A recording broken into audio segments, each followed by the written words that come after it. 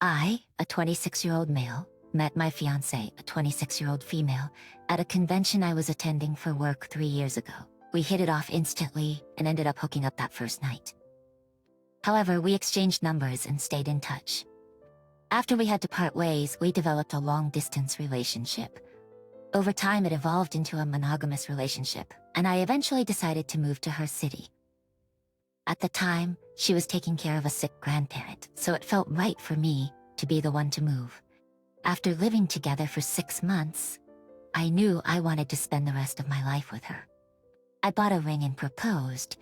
Just a week after, she started planning the wedding with her best friend and sister. Our relationship was perfect and I never had any reason to worry about her behavior. It was difficult being away from my friends and family, as I had a close-knit group back home. To cope with the loneliness, I immersed myself in work. As the wedding date approached, my fiancé had everything planned, and everything was going smoothly leading up to the bachelor and bachelorette parties. I was able to find a weekend where my good friends and brother could come over for the bachelor party. We rented a cabin by the lake and spent the whole weekend fishing and drinking beer. I had no interest in going to clubs or hiring dancers, I just wanted to spend time with my friends. On the other hand, my fiancé wanted to have the party of her dreams. She had been telling me all about her ideal bachelorette party, which included going to Vegas, gambling, watching shows, and visiting male strip clubs. I trusted her and didn't think anything would happen. We went our separate ways for the weekend and didn't talk to each other, as our friends insisted that was the point of the party. When we returned home, we shared our experiences. I told her that nothing exciting happened. It was just a relaxing weekend. She joked that I was hiding something, but then it turned into an accusatory tone. She thought it was strange for a man to have a bachelor party without dancers, and accused me of lying. She had a fun time with her friends, who were drunk for most of the weekend, and saw it as a farewell to her single life. A few days later, I was working at home when I overheard her laptop dinging. She had been over at her grandmother's house, helping her with some cleaning and things like that. I assumed that she must have just left it open by mistake. I had never been too nosy before, or anything like that, but there were a lot of notifications going on. I started to get kind of worried.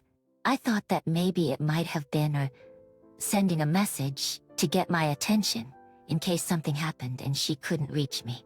So I once just went to take a brief look at what was happening.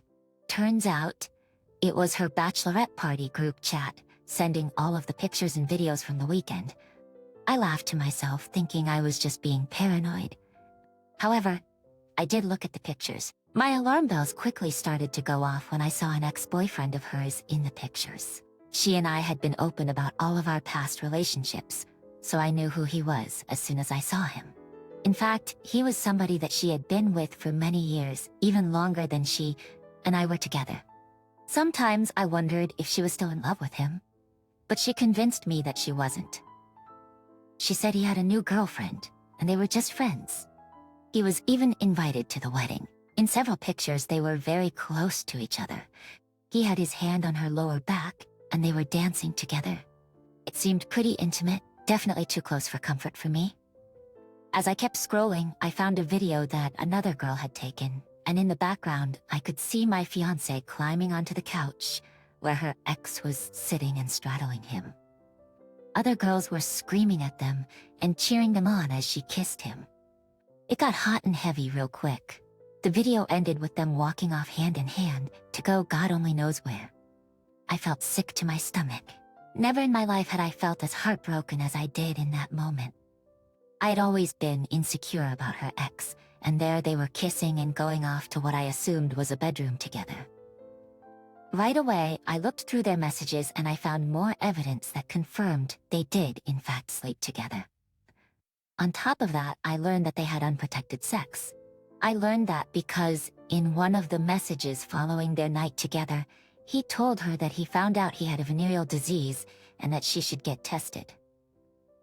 I was extremely thankful that she and I had made an agreement not to sleep together until the night of the wedding. The last time we had been together was a week before the parties, so if she contracted anything from him, I didn't get it. I was angry, I was hurt, and I wanted to get back at her. The wedding was off, but she didn't know that. I screenshotted the messages and saved the videos so I could send them to myself to have as evidence. The rehearsal dinner for our wedding was just around the corner, and she and I had planned on giving little speeches in front of everyone. Another part of that was giving them little gift bags to thank them for their involvement. I printed out about 50 copies of the text messages with pictures of my fiancé and her ex kissing at the back. The bachelorette party. When the day of the rehearsal dinner came around, I slipped them into the goodie bags. My fiancé gave her speech, telling everybody about how much she loves me and how much she couldn't live without me. When it came to my turn to give the speech, I started off by saying that I had a surprise for everybody in the gift bags, and I asked them to take a look. Honestly, I hadn't known that he was going to be there with his girlfriend, but it was a pleasant surprise to see him. The smile on my fiancée's face quickly faded away when she looked at what everyone was pulling out of the bags. On top of that, her ex's new girlfriend poured water all over him and ended things right there. She even yelled at him about how irresponsible he was and how he could have given something to her. Honestly, it made me wonder if that wasn't the first time he cheated on her. After she stormed out of the restaurant, I started my speech. I began by expressing how glad I was to have found out about my fiancé's true nature before we were married. Then I called everything off, telling everybody to return all the gifts they bought or keep them for themselves. I walked away and my now ex-fiancé was chasing me to try to explain what happened. She tried to lie to me and tell me they didn't sleep together. But in the messages, he clearly said that he might have passed her an STD, so I didn't understand how she thought she could get away with that lie. I ended up going back to our apartment and packing up the few things I had moved there with. I booked a flight back home and stayed with my brother for a few weeks until I found my own place. Now she's out of my life for good, and I want nothing to do with her ever again.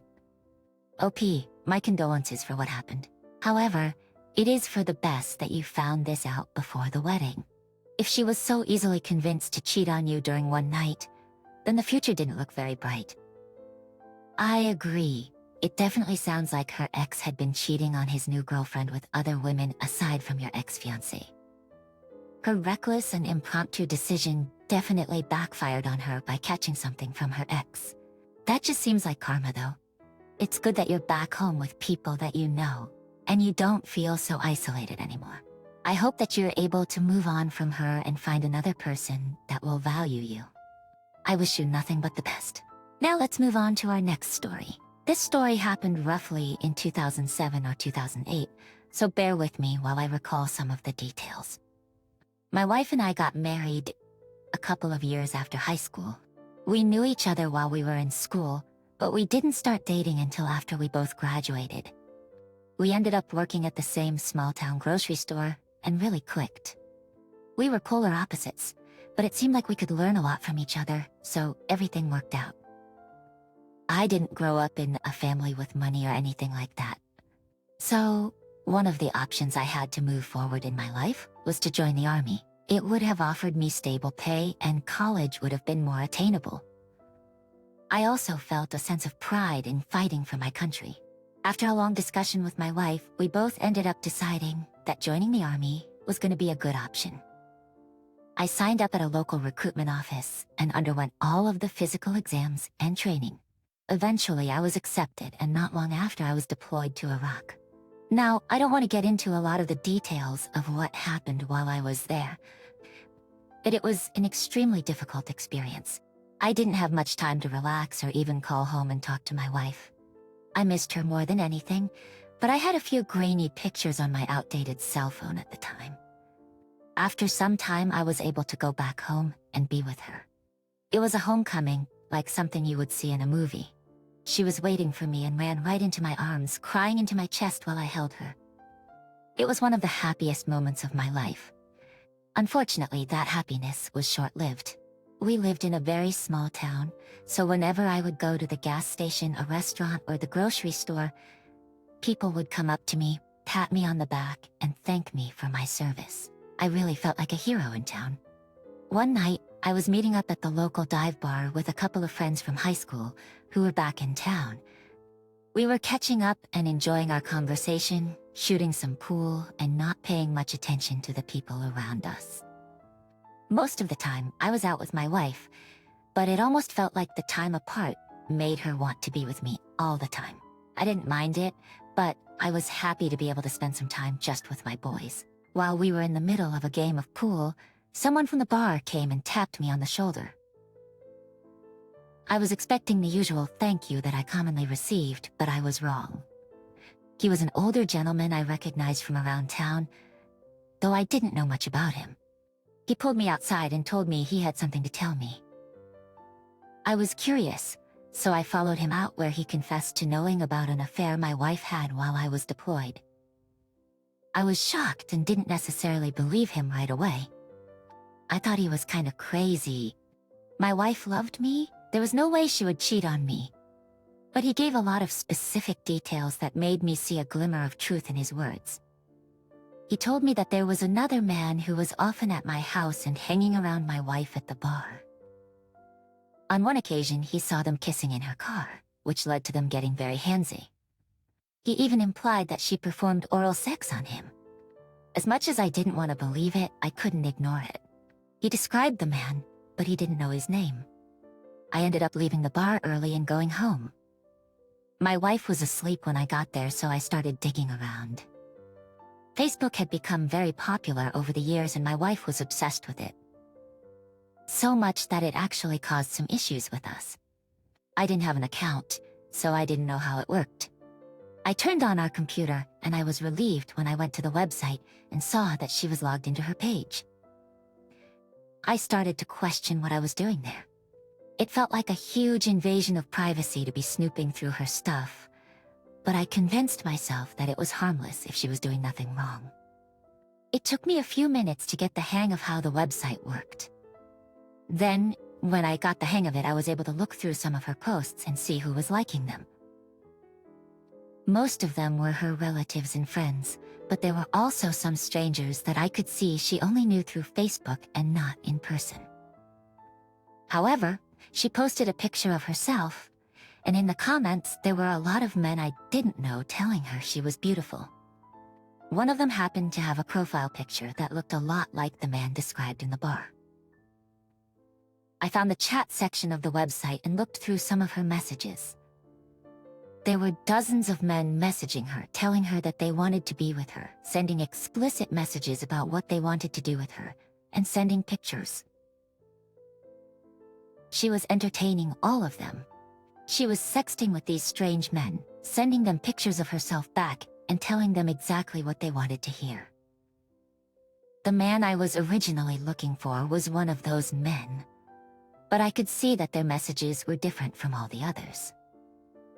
He was sending her pictures of himself, and she was commenting about how good-looking he was. Apparently, he only lived in a town over, so they made plans to get together and hook up. She had given him our address, and they set several dates to be together. Every time they would part ways the following day, they would send messages talking about how much fun they had together, and how they couldn't wait to be with each other again. On top of that, he was telling her how much better she was than his wife. The messages he was sending her were appalling. I thought I knew my wife, but I was mistaken. Not only was she betraying my trust, but she was knowingly sleeping with another married man. I felt like I was falling through the air when I read those messages. My entire life had just been ripped out from under my feet. I pulled out my phone and took pictures and videos of some of the messages because I didn't know any other way to do it. Because we were in such a small town, everyone always knew everyone else's business. Just from the amount of time I spent scanning my wife's Facebook page, I saw that she was posting things about being a military wife.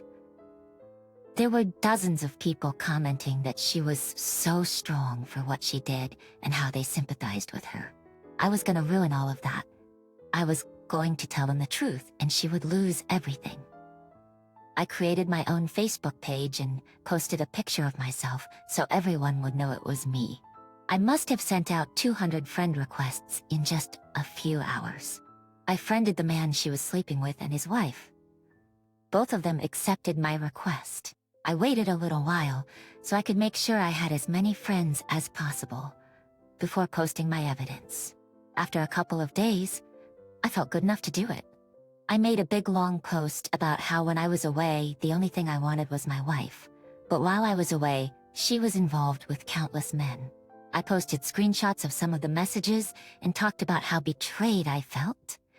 I made sure to include her face and that of the man I knew she slept with. The post received hundreds of likes and was shared with people I didn't even know. Soon enough, people were commenting on her posts and telling her that she should be ashamed of herself and that she was disgusting for what she did. The man she was sleeping with messaged me and told me that I was a coward for handling things the way I did, but I just ignored him. I messaged his wife to make sure she was okay. I didn't know her, but we had gone through the same thing and I wanted her to know that she could reach out to me if she needed to. She told me that she kicked him out of the house and she was gonna file for divorce. I was doing the exact same thing. I ended up divorcing my wife. We were only renting at the time, so I moved out and into a house with one of my buddies from high school. It took a while for me to recover from the betrayal I felt, but after a few years, I met a lovely woman who I had a lot in common with, and we fell in love with each other. She was very patient with me and understood why I was nervous about her potentially cheating, but she did everything in her power to reassure me of our relationship. Now we have been married for 10 years, and we have 3 wonderful children together. OP, first of all, I want to thank you for everything you did to defend our country. I am so sorry you had to come home and find out your wife betrayed you in such a way. It's such a shame that she would throw away your marriage for a meaningless fling with a stranger she met on Facebook. On top of that, sending dirty messages and pictures to other men. You did the right thing by exposing them both. Who knows, it might have gone on much longer if the man at the bar hadn't told you about it. It's great that he had the courage to tell you. Others in town might have even known, but been too afraid to speak up. I'm glad you got away from her, but I'm even more glad to hear that you're happy now with a new family. I hope everything continues to go your way, and you can enjoy your life without her. If there is a story you would like to share with me about your own situation or someone else's, then please do not hesitate to contact me. Take care.